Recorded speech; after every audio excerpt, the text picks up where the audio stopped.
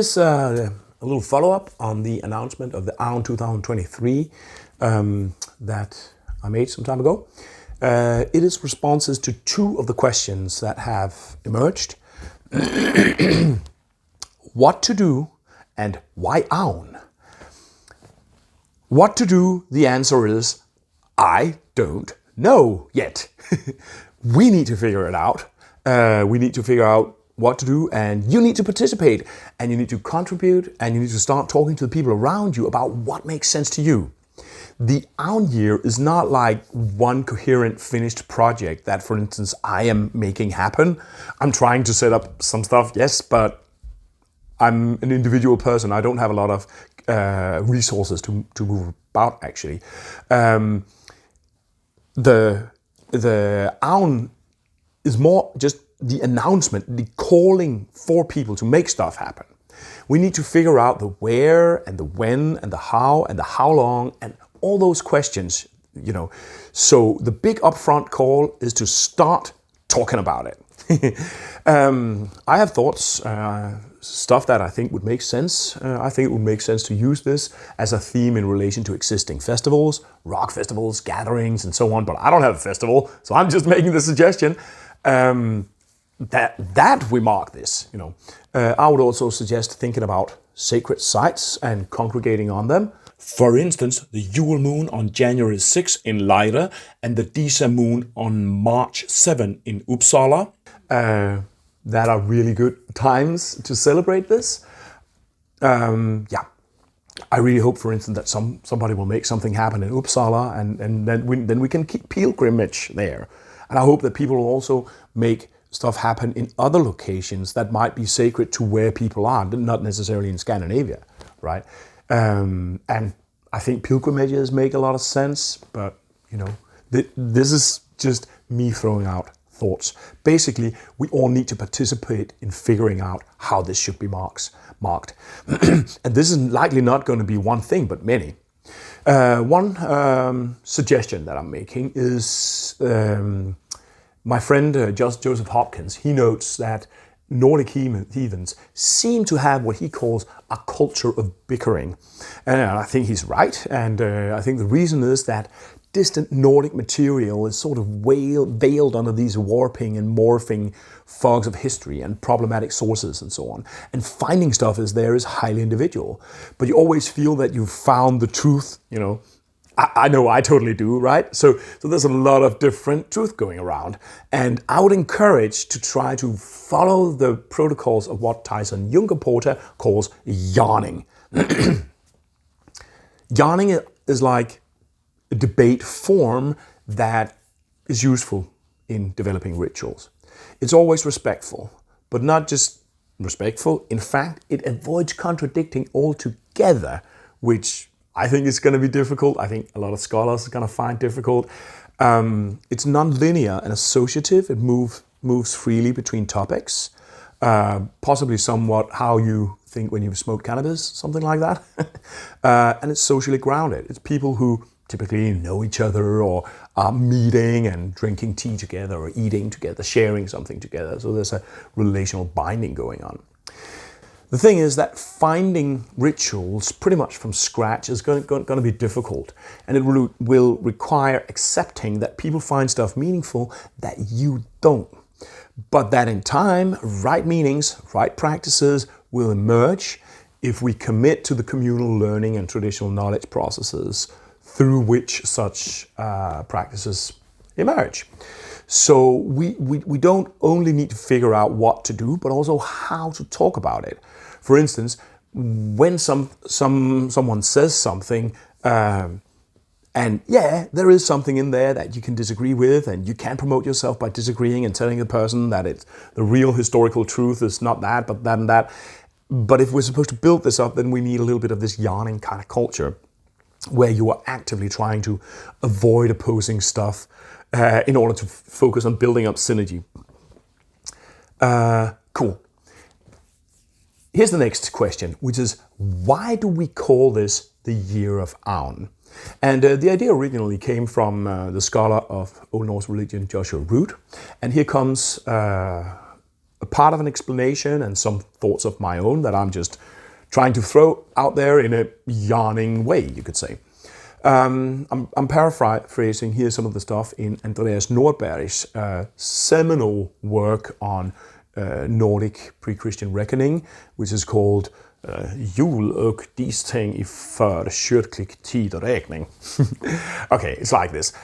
Aun the Old was a Swedish king who was associated with the cycle of celebrations and cycles of the moon, and almost certainly the 8-year cycle.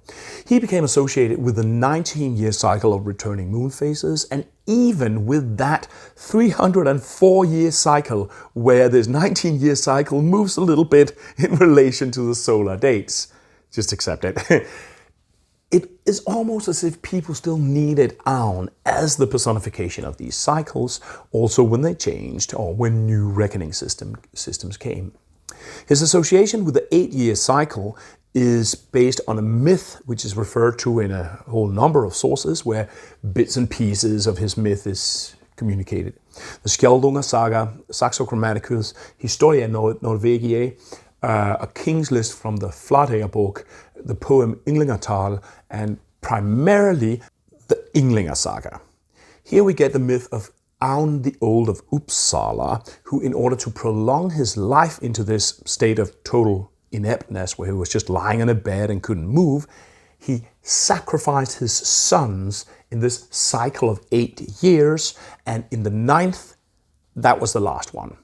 There's also a parallel myth of Halvdan the Old in Denmark, who instituted a great midwinter sacrifice, and he had 99 sons that somehow died, and then there were 9 other sons, and so on. So this indicates a little bit of a pan-Scandinavian mythic structure there. Fundamentally, Aun, who came to personify different cycles of time, was in all likelihood a personification of this most important cycle, because his sacrifice of these 9 sons corresponds to that 8-year cycle of celebration where you celebrate in the 9th year, that octennial cycle.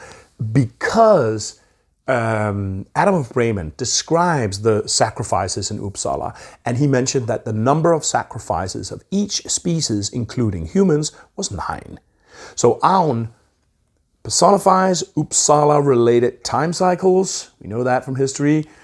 And the myth says that he passed that number of years sacrificing that number of sons that was sacrificed in the Uppsala celebration.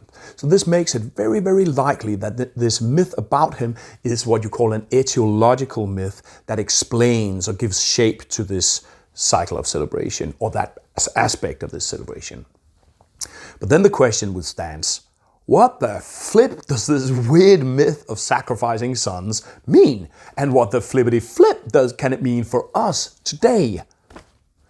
Why exactly is this sacred cycle of years based on Aun's weirdly pathologically clinging to his life, killing his own sons, so he ends up unable to move, just lying on a bed, being fed milk through a horn, which is basically a medieval baby bottle, right? This kinship destructive clinging to life while giving his sons to Odin is actually pretty weird, considering that this is a context which is highly kinship based and kinship focused society, where getting sons for a king is really central, and where Odin is rather articulate that Aun's kind of clinging to life is certainly not an ideal. Here is Odin's own explicit opinion on that matter. The cowardly man thinks he will live forever if he stays away from fighting, but old age won't grant him peace, even if spears spare him. Why is this strong image of pathologically dysfunctional humanity the model that articulates this beautiful recurring alignment between the cycles of light? And I thought a bit about it, and I don't have a particularly good answer. So let me just say that you shouldn't necessarily be content with my suggestion, but think on with this yourself. The best I can give you is that there's some sort of negation at play. The story of Aun must somehow be a dark, inverted mirror of some sort of logic. The old king who prolongs his life into a state of total incapability while killing his own seed, negating his own fertility. Like in the logic of this sacred kingship worldview, this just seems like an icon of the decrepit king, who kills hope, in fact, in order to linger himself, pretty much reduced to a vegetable, literally with a baby bottle, right? Even in the context where human sacrifice was normal, the point of it seems actually to be the wrongness of Aun's behavior. That seems to be almost the point. And remember that this is a world where the power and vitality of a king is extremely important for the fertility and fortune of the land, right? One perhaps associative train of thought could read the myth of Aun in parallel with the medieval European motif of the wounded king, the fisher king, which is a motif that we know from the Grail myth. The fisher king is wounded in his abdomen, his fertility, right? Like Aun, he can't stand, notch, notch, wink, wink, right? In Le Conte du Graal, the story of the Grail by Chrétien de Troyes, the hero Percival is one of these ash lad types, a bit like D'Artagnan in the Three Musketeers, the innocent but powerful youngster. He visits the Fisher King, and in his castle he sees this procession that carries these mystic objects, a bleeding spear, a candelabra, a silver platter, and an elaborately decorated Graal, which we don't know what means. We later in the story hear that he should have asked about the Grail, and then that question would have healed the wounded king. Why does the question of the Grail heal the wounded king? So is there in the story of Aun something about the healing of this deeply decrepit, wounded king and his weirdly destructive behavior?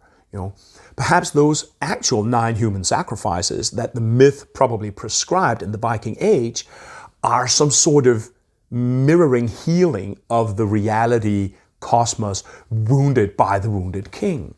In this dysfunctional fertility, killing his own offspring, this dysfunctional functionality basically being healed somehow.